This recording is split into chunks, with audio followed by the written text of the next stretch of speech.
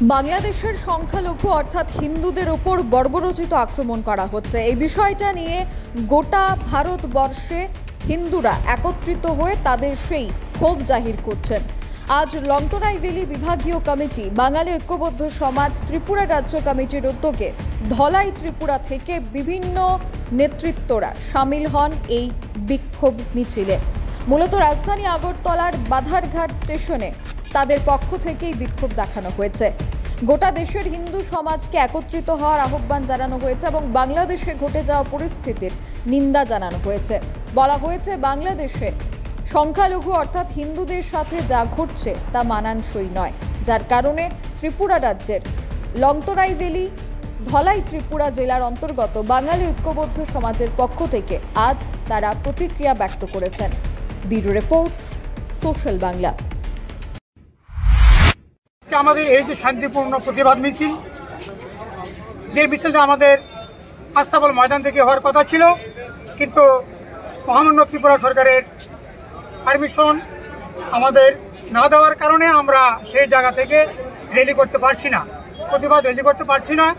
আমরা এখানে নিশ্চয়ই সরকারের পক্ষ থেকে আমরা যেন কোনো কিছু একটা ষড়যন্ত্রের গন্ধ পাচ্ছি, কারণ আমরা চাই না আমাদের প্রতিবেশী রাষ্ট্র বাংলাদেশের যে বাঙালি হিন্দুরা এবং মুসলিম বাঙালিদের দ্বারা নির্যাতিত, লাঞ্ছিত, অপমানিত এবং তাদের বাড়িঘর ভাঙচুর, লুটপাট, অগ্নিসংযোগ এগুলি ক্রমাগত চলে যাচ্ছে। এগুলির একটা বৃহত্তর আন্দোলনের মাধ্যমে আমরা বার্তা দিতে চেয়েছিলাম যে এগুলি বাংলাদেশের সরকারের কানে পৌঁছুক, কিন্তু আমরা আজকে সেই বার্তাটা বৃহত্তর পরিসরে দিতে পারলাম না, কারণ ত্রিপুরা সরকারের অনুমতি না মেলার কারণে। তাই আমি মনে করি আজকে শুধু বাংলাদেশের হিন্দুদের জন্য আমরা চিৎকার করছি, ভালো কথা, সকল হিন্দু সনাতন ভাইরা সুস্থ থাকো, ভালো থাকো, কিন্তু আমার ত্রিপুরা রাজ্য যে সনাতন হিন্দু ভাইরা আছে, আমরা চাই যে হিন্দুত্ব যাতে কোনো ষড়যন্ত্রমূলক বিচ্ছিন্নতাদের বাড়ি দ্বারা সংগঠিত না হয়, সেই দিকে আমাদেরকে ত্রিপুরা সনাতন ভাই সকলকে লক্ষ্য রাখতে হবে। আমরা কিছুদিন যাবৎ লক্ষ্য করে যাচ্ছি, ত্রিপুরাতেও হিন্দুদের মধ্যে তথাকথিত কিছু ষড়যন্ত্রকারী প্রচারকদের মাধ্যমে হিন্দুদেরকে আক্রমণ করছে, সংখ্যালঘু হিন্দু সম্প্রদায়, সংখ্যাগুরু হিন্দু সম্প্রদায়কে আক্রমণ করছে। তো আমাদের যদি স্থায়িত্বই ঠিক না থাকে, ত্রিপুরাতে যদি আমরা হিন্দুরা অস্তিত্ব বজায় রাখতে না পারি, তাহলে বৃহত্তর পরিসরে প্রতিবেশী বাংলাদেশের জন্য এবং অন্য কোনো দেশে হিন্দুরা আক্রান্ত হলে কিভাবে আমরা প্রতিবাদ করব। তাই আমরা চাই সমগ্র ত্রিপুরার যে সনাতন হিন্দুভাষী যারা আছেন, সকলে যাতে আমরা অস্তিত্ব নিয়ে বেঁচে থাকতে পারি।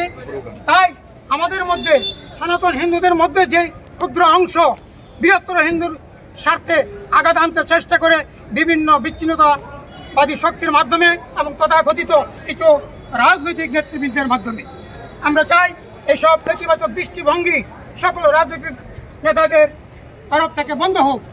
শুধু অচিরেই ত্রিপুরার হিন্দু সনাতন সমাজ আরো বৃহত্তর আন্দোলন যেতে বাধ্য থাকিবে। আমরা চাই সকলে সুস্থ থাকুক, ভালো থাকুক।